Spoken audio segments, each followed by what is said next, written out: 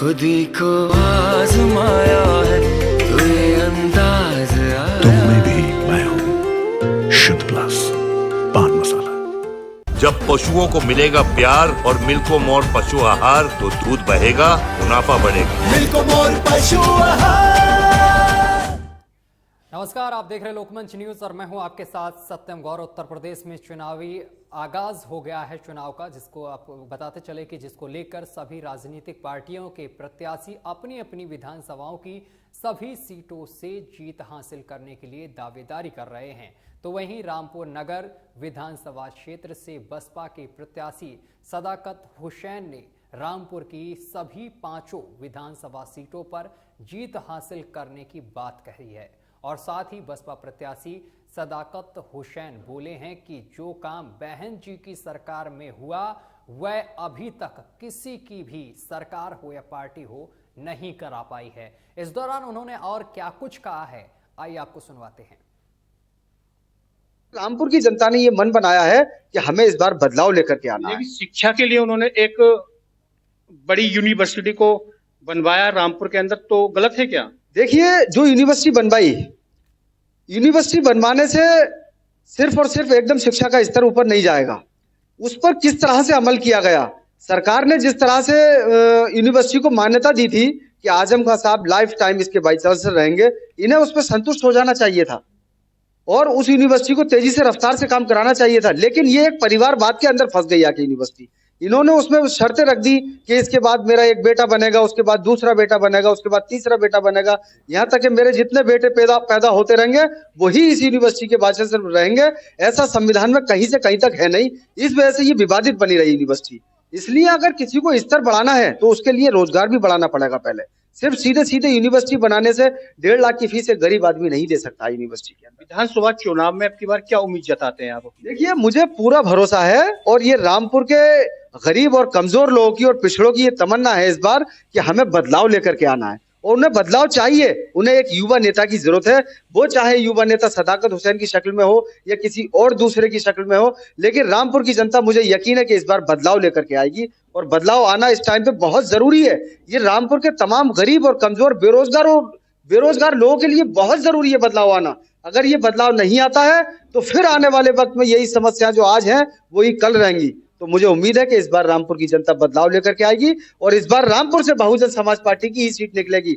और मैं आपको दूसरी चीज ये बता दूं कि इस बार बहन जी उत्तर प्रदेश में पूर्ण बहुमत की सरकार बनाने जा रही हैं। और दूसरी चीज ये है कि दोनों पहलू देखे जाते हैं। अगर 1% सरकार पूर्ण बहुमत की नहीं बनती है बहन जी की, तो आप दूसरी चीज याद रखें कि बहन जी के बगैर किसी की सरकार नहीं बनेगी। और जब बहन जी के बगैर किसी की सरकार नहीं बनेगी तो फिर मुख्यमंत्री बहन जी ही बनेंगी। और फिर जिस तरह से 2007 से 2012 तक सरकार रही थी बहन जी की, जिस तरह से पूरे प्रदेश के अंदर लॉ एंड ऑर्डर का जो कानून व्यवस्था जो कायम करी थी, वो उसी तरह मजबूती के साथ कानून व्यवस्था कायम करी जाएगी। लोगों को रोजगार दिया जाएगा, गुंडा मुक्त सरकार, गुंडा मुक्त राज्य होगा ये। और जिस तरह से सांप्रदायिक दंगे होते हैं दूसरी सरकारों में, कोई सांप्रदायिक दंगा अगर एक भी हुआ हो बहन जी की सरकार में तो आपको बताइए। तो लोग ये चाह रहे हैं कि इस बार बहन जी से अच्छा किसी ने शासन नहीं चलाया। इससे पीछे 4 बार मुख्यमंत्री रही है और 5वीं बार इस बार बहन जी मुख्यमंत्री बनने जा रहे हैं। 23 महीने से लगभग आजमगढ़ सीतापुर की जेल में बंद है, तो क्या इसका भी फायदा मिलने वाला है? देखिए, हम तो अल्लाह से दुआ करते हैं कि आजम खान साहब जहां कल आने वाले हों वो आज आ जाएं और जो आज आने वाले हों वो अभी आ जाएं। हमें ऐसा नहीं है, हमारी कोई रंजिश नहीं है, हमारी कोई दुश्मनी नहीं है। खान पर कोई जिला आता है तो वो हमारा रामपुर शहर है।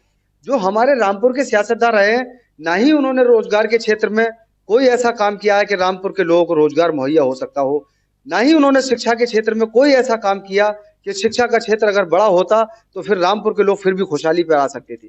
तो रामपुर इस टाइम पर बदहाली में ग्रस्त है और बदहाली में जो है बहुत ग्रस्त हो चुका है। तो मेरा जनता से भी यही अपील है कि इस बार जो है उन्हें बदलाव लाना चाहिए। और मैं जिस तरह से जनता के बीच गया हूं और जनता से मुझे जिस तरह से मोहब्बत और प्यार मिला है, तो जनता का भी ये पूरा मन है कि हमें इस बार बदलाव लेकर के आना है। आप अपनी टक्कर किनसे मानते हैं? देखिए, जो हमारी टक्कर होगी मैं आपको बता दूं, वो अभी तक समाजवादी पार्टी से ही होनी है। हमारी टक्कर इस बार समाजवादी पार्टी से है क्योंकि कांग्रेस का कोई वजूद, कोई जनाधार रामपुर के अंदर नहीं है। और मैं दूसरी चीज ये बता दूं कि भारतीय जनता पार्टी का भी इस टाइम पर कोई जनाधार, कोई वजूद रामपुर के अंदर नहीं है।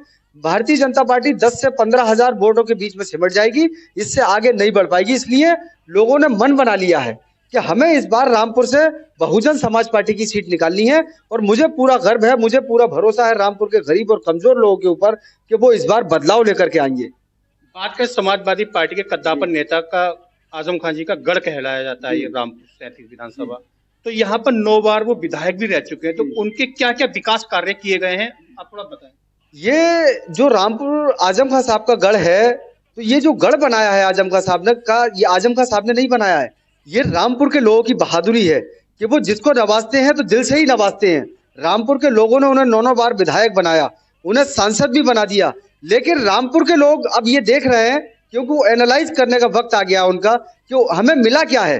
तो रामपुर के गरीब और कमजोर लोगों को कुछ नहीं मिला है। उन्हें मिला है तो कारचौक का कारोबार, उन्हें मिला है तो जरी का कारोबार, उन्हें मिला है तो बीड़ी बनाने का कारोबार।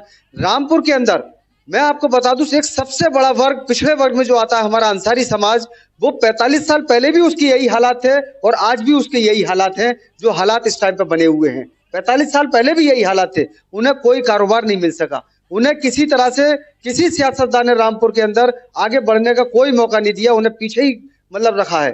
तो इन लोगों ने सबने अब इस बार मन बना लिया है कि हमें बदलाव लेकर के आना है।